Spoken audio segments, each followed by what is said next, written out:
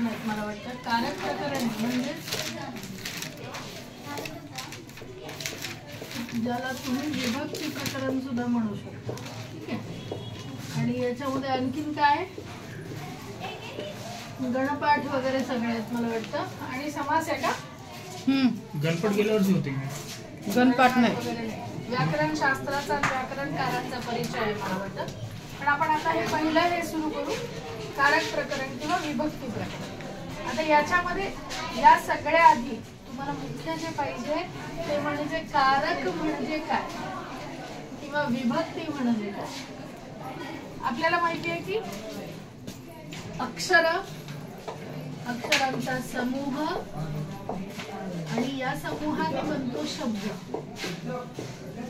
पण नुसताच अक्षरांचा समूह आणि शब्द बनतो म्हटलं तर गम भन हे 4 जर अक्षर एकत्र आले तर त्याला अर्थ नाहीये. तो शब्द म्हणता येतो का? नाही, कारण त्याला काही अर्थ नाहीये. म्हणून याच्यामध्ये एक आपण असं घालतो की अक्षरांचा अर्थपूर्ण समूह म्हणजे शब्द. तसेच शब्द त्याचा समूह म्हणजे वाक्य. या इथे सुद्धा गाय घोडा हत्ती चारा म्हणलं तर पाऊस पाणी वारा काय कळणार आहे का? काहीच कळणार नाही. म्हणजे कशाबद्दल नेमकं म्हणायचंय? गायीबद्दल, हत्तीबद्दल, चाऱ्याबद्दल काही नाही कळणार. म्हणून इथे पण हा शब्द टाकावा लागेल की अर्थपूर्ण आणि आणखी एक शब्द टाकावा लागेल सुसंगत. म्हणजे एका शब्दाचं दुसऱ्या शब्दाशी काहीतरी कनेक्शन पाहिजे तर त्या शब्दांच्या समूहाला वाक्य म्हणता येईल. कारण वाक्य हे कशासाठी असतं? अभिव्यक्तीसाठी असतं. आपल्या मनामध्ये जे भाव आहेत त्या वाक्याला समोर अभिव्यक्त करावं आणि समोरच्या व्यक्तीस त्या भावना पोचाव्यात, आपल्या भावना समजाव्यात याच्यासाठी असतं. म्हणून अक्षरांच्या अर्थपूर्ण समूहाला शब्द म्हणतात आणि शब्दांच्या अर्थपूर्ण सुसंगत अशा समूहाला वाक्य म्हणतात. आणि या वाक्यांच्या माध्यमातून माणूस अभिव्यक्त होत असतो, स्वतःच्या भावना अभिव्यक्तही करतो आणि समोरच्या व्यक्तीस त्या जाणवून देतो. पण मग नुसताच शब्दांचा समूह, असे किती शब्द आहेत? तर या शब्दांचे किती प्रकार आहेत? 8 प्रकार किंवा प्रजाती असं म्हणता येतं. प्रजाती म्हणजे प्रकार. पहिला काय? नाम, सर्वनाम, विशेषण, क्रियापद नाही, क्रिया विशेषण, त्यानंतर शब्दयोगी अव्यय. अ म्हणजे अव्यय लक्षात घ्या. उभयान्वयी अव्यय,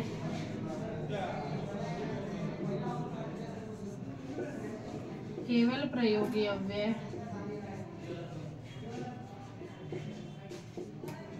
आणि शेवटचा आहे क्रियापद. ठीक आहे. हे झालं 8 प्रजाती शब्दांच्या. या 8 प्रकारच्या शब्दांना एकत्रित करून मग प्रत्येक गरजेचं नाही की एका वाक्यामध्ये 8च्या 8 घटक हे उपलब्ध असावेत असे गरजेचं नाही, परंतु या 8 पैकी 3, 4 या सगळ्यांना एकत्र करून वाक्य होत असतं. मग आता सपोज मी म्हटलं की अहम आम्रम खादामी. मी आंबा खाते किंवा खातो. संस्कृत मध्ये असं असतं की पुल्लिंग म्हणावं किंवा स्त्रीलिंग. जसं मराठीमध्ये राकेश आंबा खातो, रोहिणी आंबा खाते, हा फरक असतो. तसं अहम म्हणजे मीला सुद्धा काही वेगळं नाहीये, प्रथम पुरुषी एकवचनी.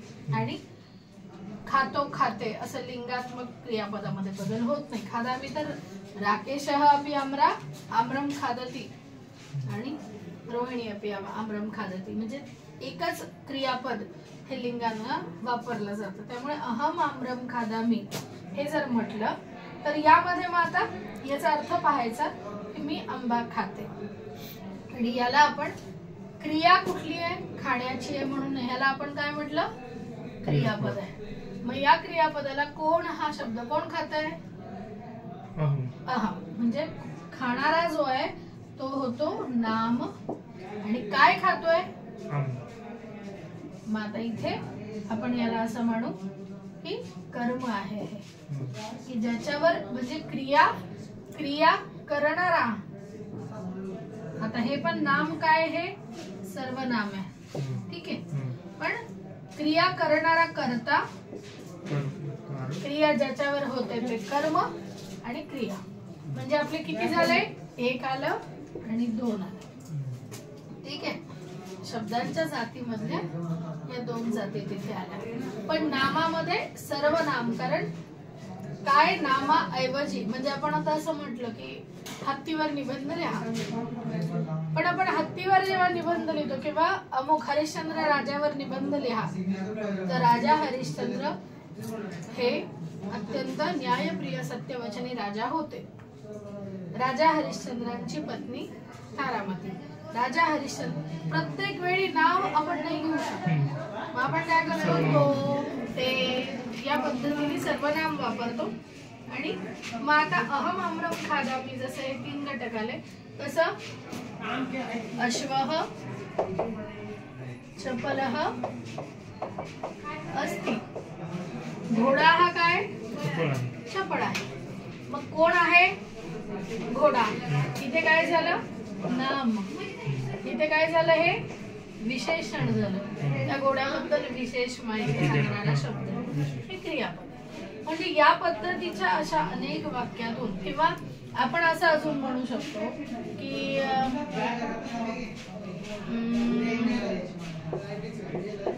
रोहितः अश्वः चपलः अस्ति. इथे काय झालं, घोडा चपळ आहे, पण कोणता घोडा, रोहित आहे. म्हणजे हे झालं नाम, हे झालं सर्वनाम. सॉरी, काय म्हणू ज्याला, नाम नाही म्हणत याला, हे दोन्ही नाव आहेत. हे वस्तू आहे, म्हणजे त्याला काय म्हणू आपण, भाववाचक नाम सुद्धा नाही, पण नावामध्ये काय ज्याला आपल्याला म्हणता येईल, वस्तुवाचक नावामध्ये पशुवाचक. म्हणजे मनुष्य हा एक कॉमन नेम आहे ना, प्रजातीचा प्रकार आहे. घोडा हे एक प्रजातीचा प्रकार आहे, आणि त्याच्यामध्ये त्या हजारो घोड्यांमध्ये रोहित नावाचा जो घोडा आहे तो चपळ आहे. त्यामुळे या पर्टिक्युलरला नाम जसं म्हणू तर याला सर्वनाम नाही म्हणतायत, कारण नामाऐवजी वापरण्यात येणारा शब्द नाही येतो. पण हा जातीवाचक, समूहवाचक आहे. घोडा, घोड्याची एक समूह आहे, प्रजाती आहे, आणि त्याचे काही गुणधर्म आहेत. घोड्याचे गुणधर्म गाढवाला नाही लागू आणि गाढवाचे गुणधर्म घोड्याला नाही. पण हे जे काही हजारोचा समूह असेल तर त्यामधला रोहित, मुलं खूप आहेत कॉलेजमध्ये, पण नारायण म्हटल्यानंतर नारायणच येतो समोर, वेगळा येणार नाही कोणी. तो काय श्याम येणार नाही, काय प्रतीक येणार नाही, बरोबर आहे ना, आलं लक्षात. तर ही एक प्रजाती, मनुष्य, विद्यार्थी ही एक समूह आहे, प्रजाती, आणि त्याच्यामधला नारायण. तर त्यामुळे याला दोघांनाही काय येते, इथे नामसंज्ञा येते. तर या प्रकारचेही असे अनेक शब्द असतात की जे, जसं आता अहम आम्रम खादामी, आम्रम वृक्षे अस्ति. आंबा कुठे, झाडावर. हा, वृक्षात पतती, तो झाडावरून पडतो. म्हणजे अशा ज्या क्रिया आहेत की जे आंबा खातोय, तो आंबा कुठे, झाडाला लागतो, बरोबर आहे. आणि झाडावरून तोडून किंवा पडल्यानंतरच आपण तो घेऊन खाऊ शकतो. हे जे काही सगळे असे वेगवेगळे जे कारक आहेत, म्हणजे एक क्रिया संपन्न होण्यासाठी, ही आंबा खाणं ही जी क्रिया आहे ही संपन्न होण्यासाठी किती कारक आहेत. झाडावर आंबा आला पाहिजे, बरोबर आहे. त्यानंतर तो आंबा पडला तरी पाहिजे, नाही तर तोडला तरी पाहिजे, बरोबर आहे. त्याच्यानंतर विकणाऱ्यानं विकला पाहिजे, त्याच्याद्वारा माझ्यासाठी तो आला पाहिजे घरात, आणि मग मी माझ्या हाताने, तोंडाने खातो. म्हणजे हे जे सगळ्या क्रिया एकाच क्रियेसाठी अनेक क्रिया जेव्हा घडतात तेव्हा त्याला आपण असं म्हणतो कारक. क्रिया करणारे करवून घेणारे काही घटक असतात. आलं लक्षात?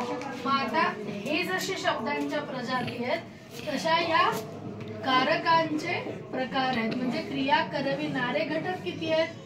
क्रिया करणारा पाहिजे कर्ता, क्रिया होणं ज्याच्यावर आहे तो कर्म, क्रिया कशाने करतो ते करण किंवा साधन, क्रिया कुणासाठी होते ते संप्रदान, कर्म कुठून पतन होतं म्हणजे जसं आंबा आहे वृक्षात पतती झाडावरून पडते, अपादान संबंध म्हणजे जसं रोहितः अश्वः चपलः अस्ति तर सुंदर नाम बालकस्य रोहितः अश्वः चपलः अस्ति. सुंदर नावाच्या बालकाचा जो रोहित नावाचा घोडा आहे तो चपळ आहे. तर बालक आणि त्या घोड्याचा संबंध काय की त्याचा तो घोडा आहे. असे काही शब्द असतात. किंवा सुदर्शनस्य पुत्रः सुदर्शनाचा पुत्र असं आपण म्हणू शकतो. म्हणजे हे संबंध.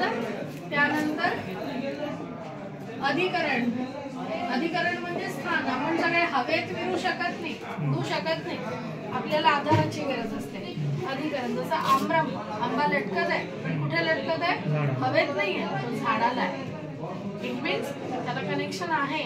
आपण उभे आहेत या भूमीवर उभे आहेत. नाही तर काय झालं असतं? चंद्रावर उड्या माराव्या लागतात म्हणतात कारण तिथे आधारच नाहीये.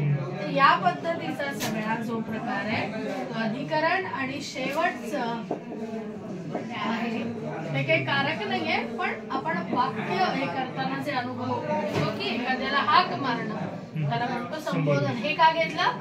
हे कारक नाहीये पण हे विभक्ती आहे. मग आता नाम कर्ताचं काय? प्रथमा, कर्माची द्वितीया, करणाची तृतीया, संप्रदानाची चतुर्थी, अपादानाची पंचमी, संबंधाची षष्टी, त्याची सप्तमी आणि हे संबोधन असे 8 विभक्ती 7 कारक. म्हणजे विभक्ती किती आहेत? 8. कारक किती आहेत? 7. कारक म्हणजे काय? क्रिया करविणारा घटक. विभक्तीसाठी पण तेच वापरतात. विभक्तीसाठी नाही, त्या कारकाची ती विभक्ती केली जाते. आता रोहितः अश्वः अहम हे करतायत. खाणारा कोण आहे? मी आहे. मग याची प्रथमा करावी. कर्त्याची प्रथमा हे कुणी सांगितलं? या विभक्ती प्रकरणातल्या एका सूत्रात सांगितलं. कर्त्याची प्रथमा, कर्ता प्रथमा स्यात् ती सांगितली आहे.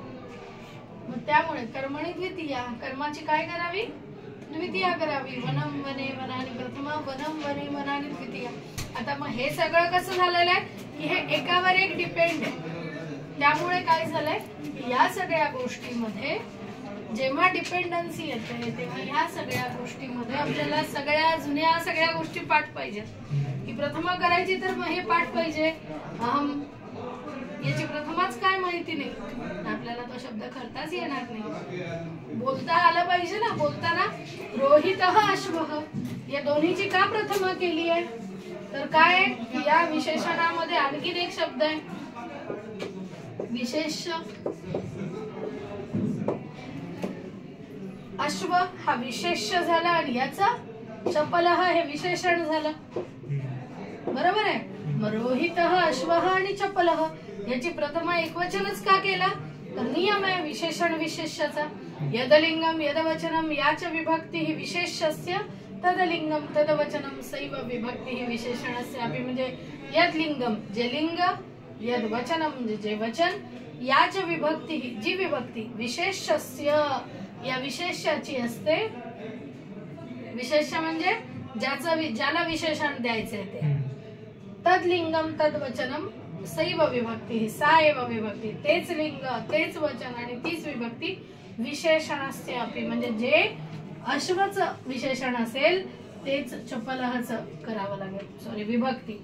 जे अश्वचं लिंग आहे तेच याचं लिंग होईल. जे याचं वचन आहे तेच याचं. म्हणजे अश्वऊ करता येणार नाही. अश्व एक आहे म्हणून याचं एक वचन तर याचं एक वचन, याची विभक्ती सेम, ज्याला आपण तुम्ही ह्याच्यामध्ये सायन्स मध्ये काय म्हणतो इज इक्वल टू.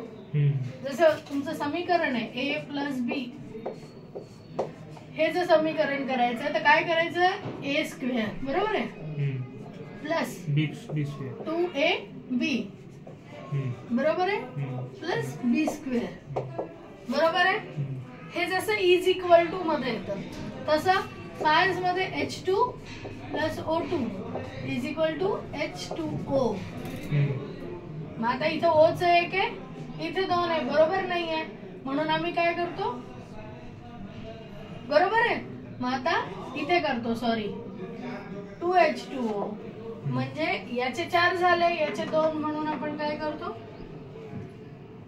इथे पण 2 करतो 4 करतो म्हणजे एकूण काय तर या इथे O चे 2 आहेत इथे O चे 1 आहे म्हणून इथे घेतला 2 आणि आता H चे 2 + 2 4 झाले म्हणून 2H2 घेतलं.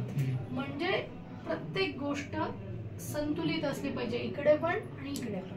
हे बरोबरचं चिन्ह हेच सांगतं जसं समीकरणात संतुलित पाहिजे गणितात संतुलित पाहिजे अगदी तसंच इथे सुद्धा आपल्या भाषेमध्ये सुद्धा हे सूत्र सांगितले की जे लिंग वचन विभक्ती विशेषाची तेच लिंग वचन विभक्ती विशेषणाची. म्हणजे हे सगळं जेव्हा कळेल तेव्हा आपण कारक प्रकरण घेण्यात आहोत. कशाची काय विभक्ती करावी. मग हे प्रथमा एक वचन आहे पुल्लिंग आहे घोडा ती घोडा म्हणतो का आपण नाही तो घोडा. मग आता तो घोडा आणि अकारांत आहे अशुभ अ होत आहे. हे अकारांत पुल्लिंगी कोणता शब्द आहे मला लक्षात यायला पाहिजे देव आहे देव आहे त्याचं प्रथमा एक वचन आहे. मग अश्व झालं त्याचं विशेषणाचंही लगेच एक वचन चपल हे लक्षात येतं. आता जर असं म्हटलं असतं अश्वशालायाम द्वौ अश्वौ. आता मला सांग चपलचं काय येईल अश्वशाळेमध्ये 2 घोडे काय येईल चपलहचं काय करावं लागेल अश्वह चपलह होतं इथं द्वौ अश्वौ चपलौ. हे लक्षात. माता पुन्हा माता अस्तीचं काय करायचं तर असं धातू पाठ पाहिजे अस्मि स्वः स्मः असी असा अस्ति हे द्विवचन आहे. मी एका घोडा नाही तू एका घोडा नाही म्हणजे तो घोडा आहे तृतीय पुरुषी आहे. मग अस्ति स्तः द्वितीय द्विवचन आहे. अश्वशालायाम द्वौ अश्वौ चपलौ स्तः हे असं. म्हणजे या सगळ्या वाक्याला सगळे जसं पान वाढताना कुठं मीठ वाढायचं कुठं भाजी वाढायची डोळा बंद करून सुद्धा जेवता आलं पाहिजे बरोबर. हे जसं असं ठोकताळे असतात काही अगदी शब्दांचे भाषेचे ठोकताळे पण आहेत. मग याला सगळ्याला बेसिक पाठ पाहिजे. या गोष्टी घेतल्याशिवाय आपल्याला कारक प्रकरण समजता येणार नाही. आपण ते घेऊच फक्त आज लक्षात ठेव कारक किती आहेत एकूण 7 आहेत. विभक्ती किती आहेत 8 आहेत. कारक कोणते आहेत कर्ता कर्म करण संप्रदान अपादान संबंध आणि अधिकरण. आणि विभक्ती किती आहेत प्रथमा द्वितीया तृतीया चतुर्थी पंचमी षष्ठी सप्तमी संबोधन अष्टमी नाही संबोधन हे सगळ्या विभक्ती आहेत. मग कर्त्याची प्रथमा कर्माची द्वितीया करणाची म्हणजे करण म्हणजे साधन. मी हाताने लिहिते आणि मी पेन घेऊन हाताने लिहिते. पेनने हातात पेन धरून बोर्डवर पेनने लिहिते. वाक्य तेच आहे क्रिया तीच आहे पण साधन बदलली. पेनने लिहिते पेन साधन झाली हाताने लिहिते हात साधन पण हातात पेन घेऊन पेनने लिहिते हातात हे अधिकरण झाले.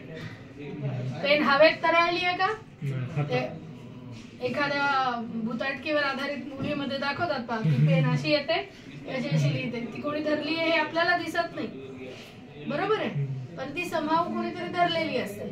तसं अधिकरणाशिवाय वस्तू तरळत नाही. आधार आहे हे आहे हातातून पेन पडला म्हणजे पंचमी झाली अपादान, पडली हातातून वस्तू. वृक्षात फलम पतती, झाडावरून फळ पडलं, वृक्ष काय झालं त्याच्यासाठी अपादान झालं, मग अपादानाची पंचमी म्हणून वृक्षात पंचमी झाली. हे कळायला देव शब्द पाठ पाहिजे, वन शब्द पाठ पाहिजे, माला शब्द, अकार आकार शब्द कळाले पाहिजे. छोट्या छोट्या छोट्या छोट्या गोष्टी आहेत, पण मिस करणं रोज नका करू. रोज आलात तर व्याकरण, पठपुत्र व्याकरणम म्हणतात, पण कधी अविरतम, अविरत. कारण कालचं आज विसरलं तर 2 दिवस नाही आला तर पुन्हा पहिल्यापासून शिकवावं लागतं. म्हणून व्याकरण हे असा भाग आहे की जे निरंतर शिकण्याची प्रक्रिया आहे, सातत्याने. त्यामुळे आजच्या ह्याला लक्षात ठेवा, शब्द आहे, शब्दांच्या प्रजाती, नाम, सर्वनाम, विशेषण, विशेष्य, क्रिया विशेषण, शब्दयोगी, उभयान्वयी, केवल प्रयोगी आणि क्रियापद. विभक्ती आहेत 8, कारक आहेत 7.